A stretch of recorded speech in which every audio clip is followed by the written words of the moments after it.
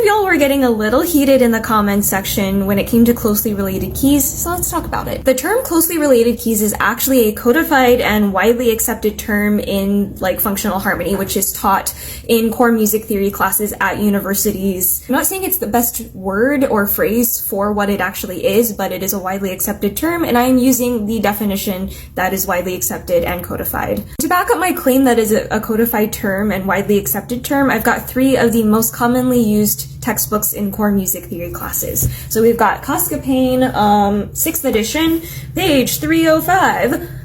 Closely related keys. 2 keys are said to be closely related if there's a difference of no more than 1 sharp or flat in their key signatures. Okay, Lates. I believe 2nd edition, yeah, 2nd edition, page 571. Closely related keys.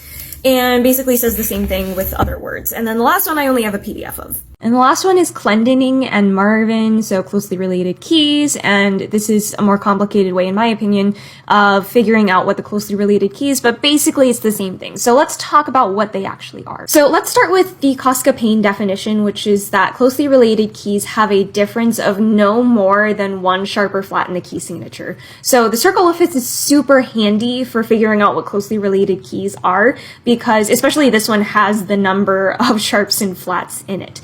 So if we start with C major, the difference of no more than 1 sharp or flat is literally just going to be a key signature with 1 sharp at the most, and then a key signature with 1 flat at the most. And that's just the keys that are on either side of C major.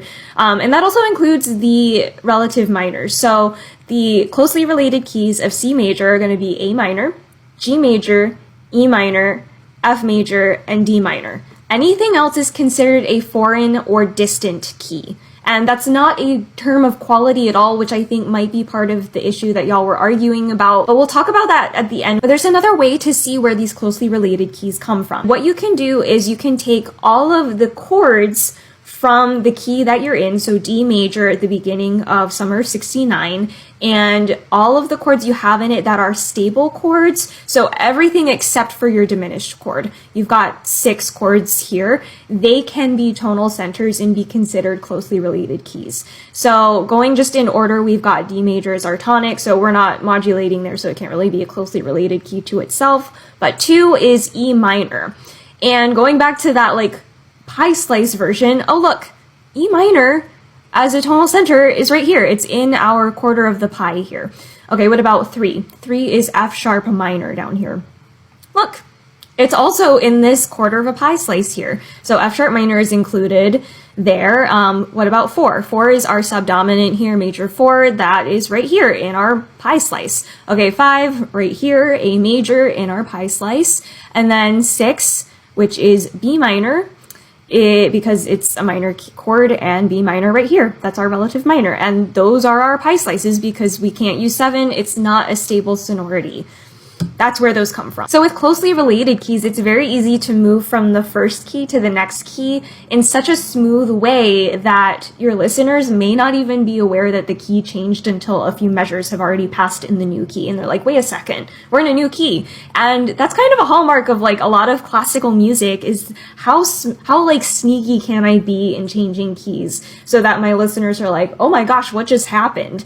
Whereas distantly or foreign related keys are more dramatic and they announce their presence when there's a key change, which I think is exactly what Bryan Adams was trying to do in Summer of 69. So not only was he using a common tone modulation, which is dramatic in and of itself, he also decided to go from D major to F major, which are not closely related. So he's being bold and saying, I want you to notice this key change, versus I'm going to be sneaky about it.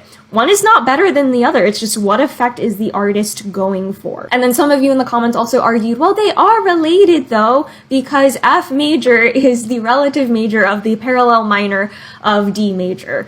And you can take any key and relate it somehow to another key. But that convoluted relationship may not be something that's actually helpful to think about, depending what kind of analysis you're doing. And really, I was just talking about the dramatic nature of the movement from D major to F major. So it's not a matter of quality. It's not a matter of having the right answer. they are related.